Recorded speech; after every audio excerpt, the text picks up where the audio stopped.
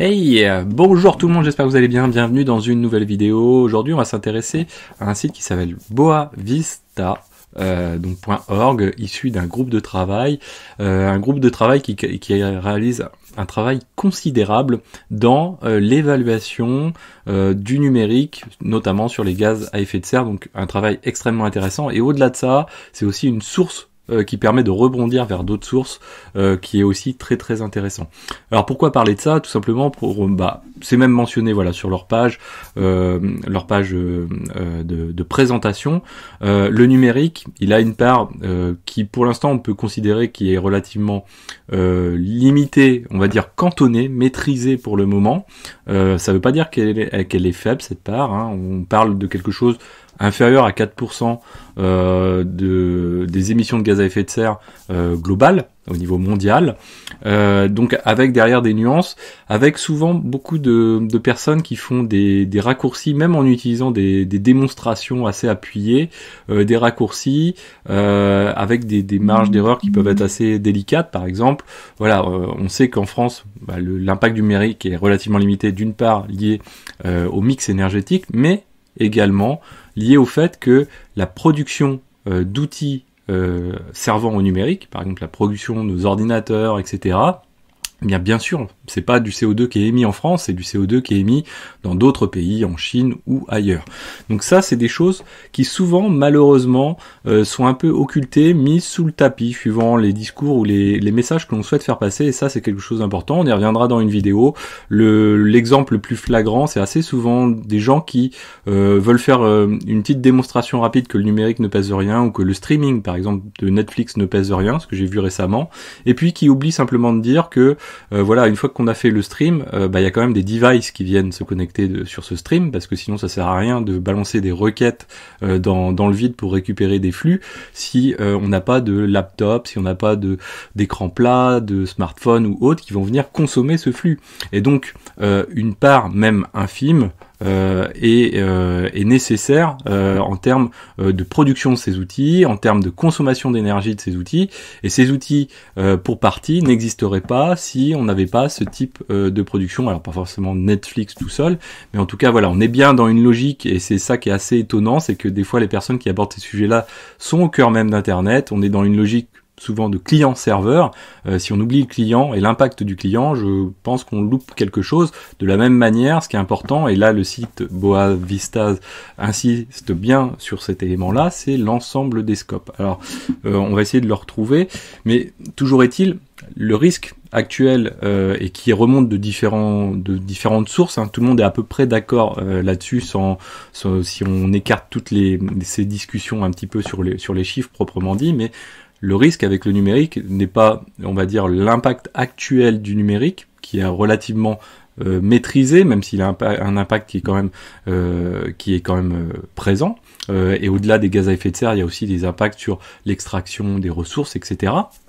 Mais c'est aussi la possibilité que cette maîtrise nous échappe finalement. Donc le secteur du numérique, on considère qu'il y a entre 8 et 10% de croissance possible des émissions de gaz à effet de serre, ce qui amènerait son taux sa représentation de manière beaucoup plus importante par rapport à d'autres acteurs qui en plus, peut-être que ces autres acteurs vont aussi baisser, en tout cas je l'espère.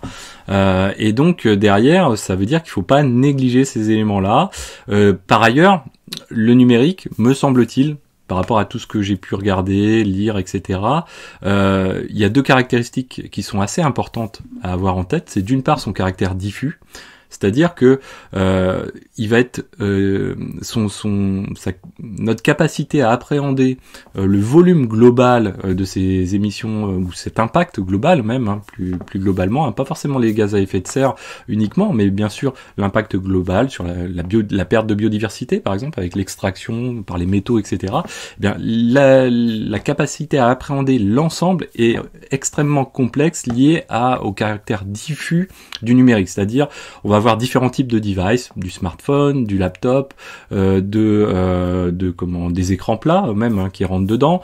On va retrouver des écrans dans les voitures, on va en retrouver un peu partout. On va avoir de l'IoT, on va avoir plein de manières différentes, bien sûr des data centers, etc.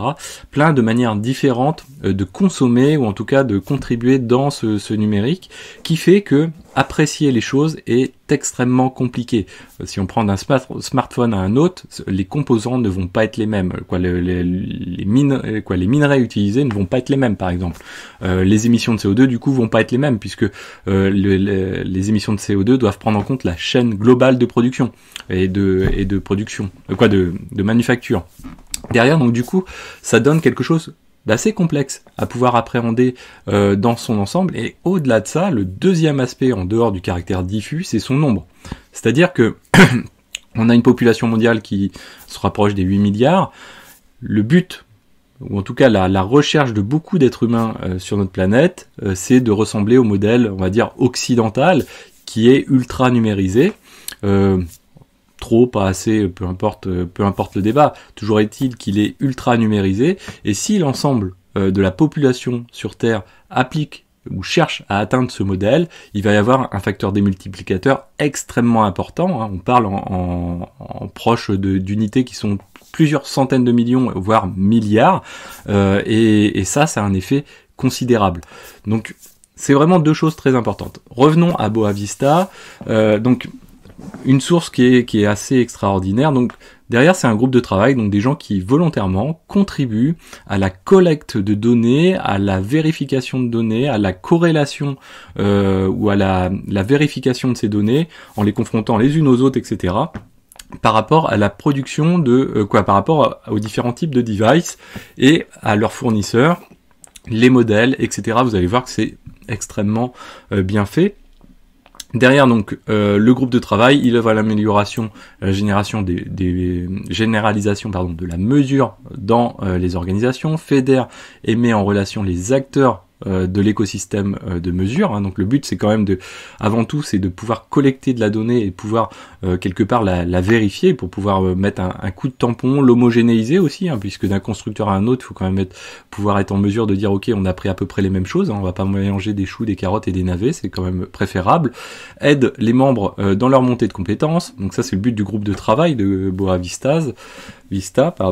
Le groupe de travail produit des ressources également, des communs, donc des méthodologies de travail, des études également, des référentiels de données, et vous allez voir que c'est extrêmement bien fait. Donc si vous continuez un petit peu sur le site, donc d'une part il y a une charte donc qui permet de garantir un petit peu le bon fonctionnement du groupe de travail et des acteurs qui composent ce groupe avec différents niveaux. Vous voyez qu'il y a les membres, donc les membres consacrent grosso modo 1 heure par semaine, les contributeurs de chantier stream, donc 2 heures à 4 heures par semaine, et puis il y a des gens, donc les plus responsables, passent 4 heures à 1 journée par semaine au titre de ce groupe de travail. Derrière, il y a la méthodologie. Donc là, vous avez tout le détail de la méthodologie. Le but, c'est d'acquérir de la connaissance.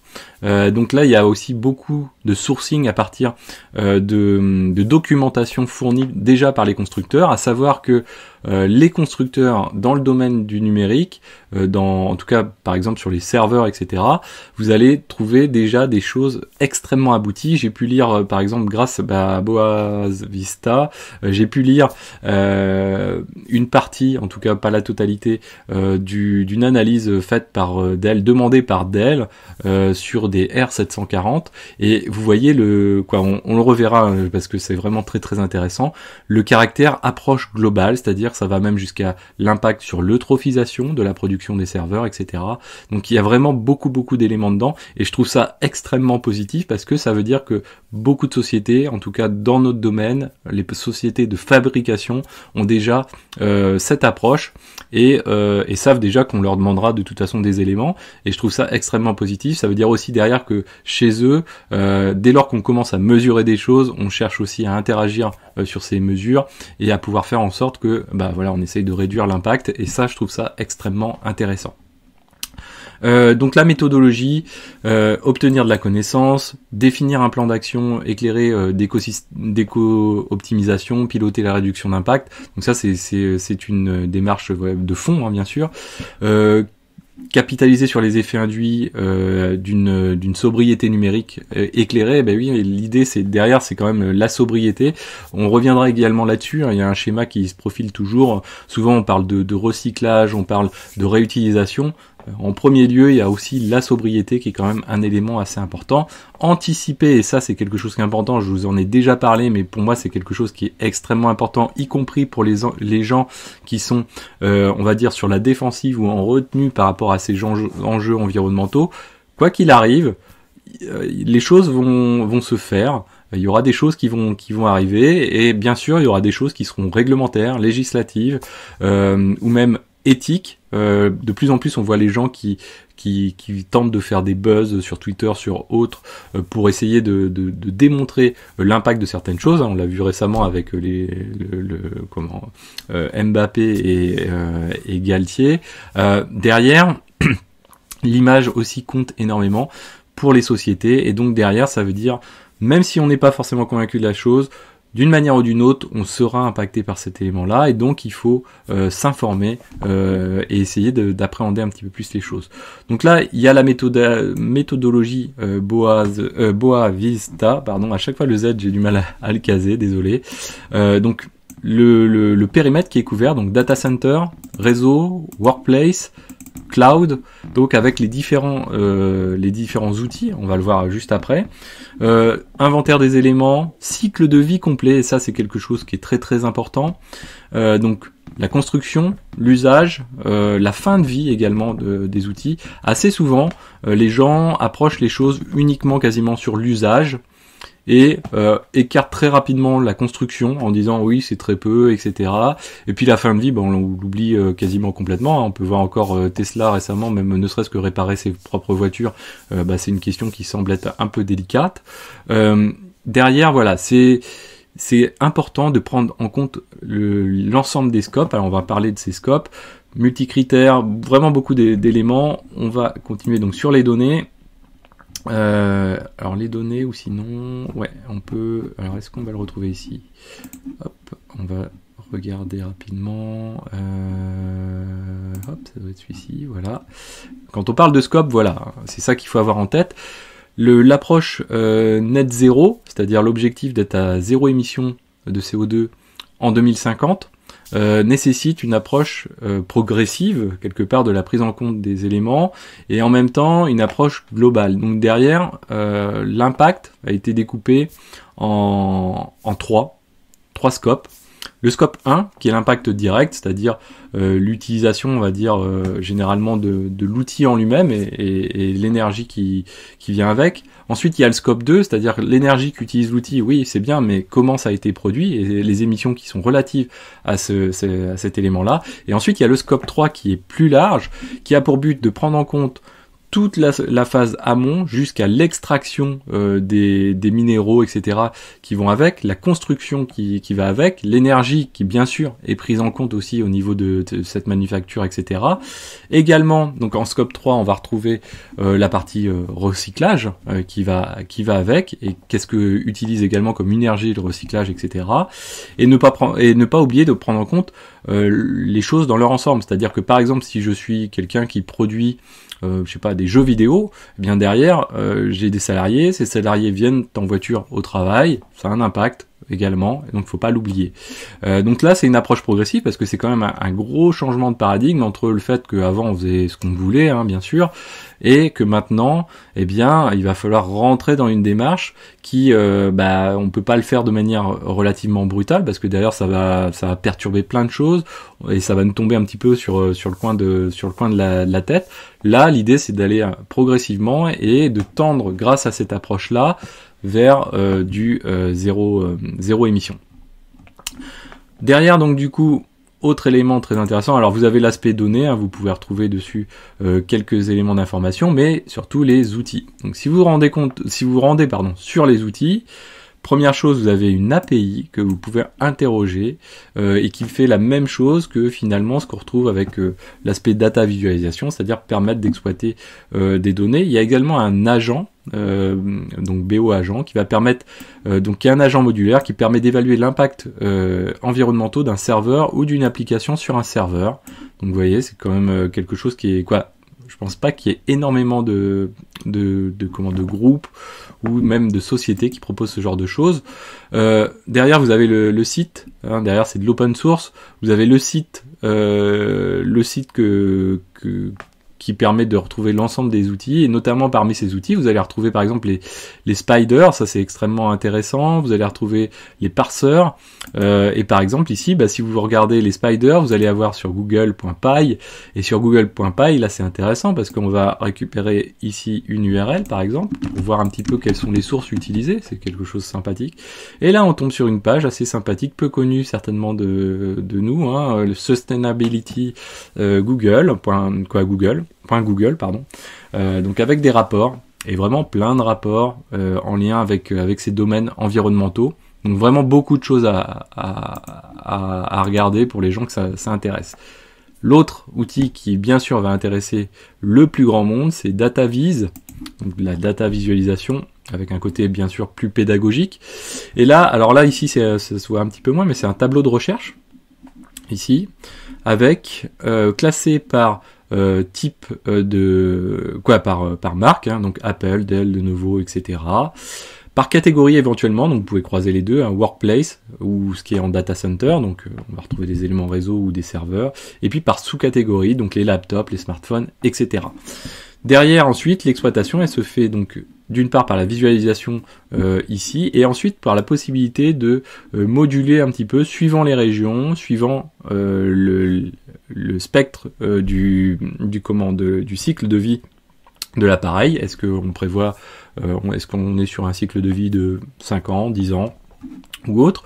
Et par exemple ici, si on prend un R740, ici, voilà, R740, on va prendre le premier qui vient. Vous avez la possibilité d'une part de retrouver ici le lien qui permet d'avoir les informations, hop, donc PDF. Là, c'est un élément synthétique. Il existe, donc là, on est sur, on va dire, le format résumé de Dell. Hein. Il existe, sinon, je crois que c'est quelque chose qui doit faire de l'ordre de 200 pages, pas loin de 200 pages, très détaillé, l'impact apprécié, et je crois même que c'est fait par une société externe à Dell, donc comme je vous disais tout à l'heure, avec l'eutrophisation, etc. Donc là, c'est vraiment quelque chose qui est, je trouve, très très appréciable.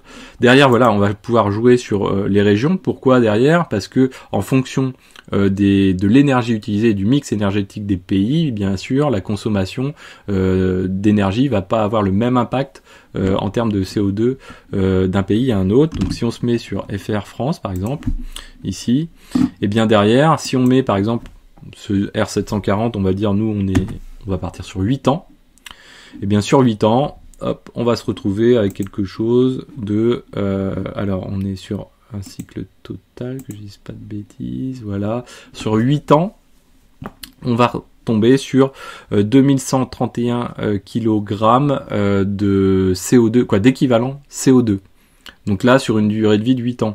Si je réduis par exemple à 4 ans, on va retomber sur quelque chose qui est de l'ordre de 1743 à peu près. Donc je trouve vraiment l'outil vraiment très très bien fait. Derrière, donc ouais, si on fait varier par exemple les pays, si on prend, tiens, on va prendre l'Allemagne par exemple, hop. Vous voyez que sur l'Allemagne ça change beaucoup de choses, puisque effectivement en termes de quantité de CO2 émis par rapport à l'énergie, on est vraiment sur quelque chose qui est assez différent. On peut ramener donc cela par an également, hein, pour avoir une approche annuelle. Derrière, donc, ce qui est aussi assez intéressant, c'est si vous vous rendez hop, ici sur blog. Et dans blog, vous pouvez vous rendre ici dans le tout premier, ici, c'est vraiment un super article celui-ci, qui explique comment évaluer l'empreinte de la fabrication d'un serveur au-delà des émissions de gaz à effet de serre. Là, vous avez donc, on retrouve le scope, mais vous avez vraiment beaucoup d'éléments. C'est ici également que vous pouvez retrouver, donc là, ils partent sur l'hypothèse du R740 pour essayer de voir un petit peu les méthodes de calcul qui existent déjà, pour essayer de comprendre comment elles fonctionnent, est-ce qu'on peut les améliorer sur les méthodes de calcul. Donc c'est extrêmement intéressant. Et dedans, on apprend par exemple que voilà, bien sûr, notre R740, suivant la RAM qu'on va y mettre et suivant le nombre de SSD, qui a un impact assez considérable sur l'émission de CO2, bah, ça va changer beaucoup de choses. Voilà, donc je vous laisse découvrir Boa Vista. C'est vraiment, je trouve, un super outil, avec donc notamment l'API qui est assez sympathique, l'agent également. Donc à creuser. J'espère que ça sera une source d'information pour pas mal de personnes d'entre vous. J'espère que cette vidéo vous a plu. N'hésitez pas à la partager, à mettre des pouces bleus, à commenter. Prenez soin de la planète et surtout, informez-vous par rapport à tous ces sujets-là, convaincus ou pas, ils viendront forcément intervenir sur nos champs de travail. Voilà. Ciao!